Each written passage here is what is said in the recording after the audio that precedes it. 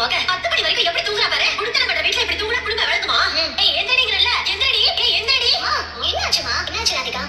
பொழுது விடிஞ்சு எவ்வளவு நேரம் ஆச்சு? உங்க அண்ணி எப்படி கும்பகாரன மாதிரி தூங்கிட்டு இருக்கா பாரு. ஏய் ஆமாமா, இருமா. எதுக்குமா இப்படி போட்டு உழுக்குற? உடம்பு எதுவும் சரியில்லாம இருக்க போதுமா? நீ இருமா, நான் எழுப்புறேன். என்னாச்சு அண்ணி? உடம்புக்கு எதுவும் சரியில்லையா?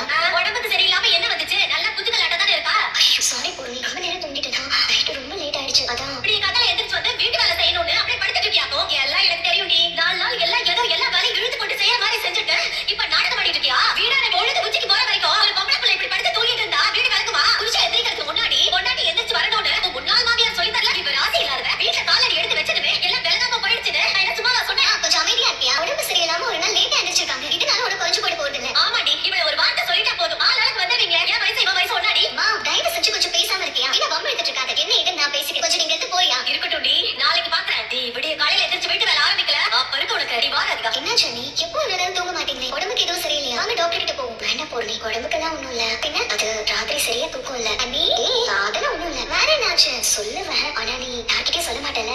சொல்ல மாட்டேன். சொல்லுங்க. ஹலோ, யாருங்க? என்ன முதலாளியம்மா, எப்படி இருக்கீங்க? நானே தான். பரவாயில்லையே, என் குரலை சட்டுன்னு கண்டுபிடிச்சிட்ட. பின்ன என்னதான் இருந்தாலும் நீ ஒரு 3 மாசம் முழு மனசோட காதலிச்சிருக்கல, அந்த ஞாபகம் எல்லாம் இருக்கும்.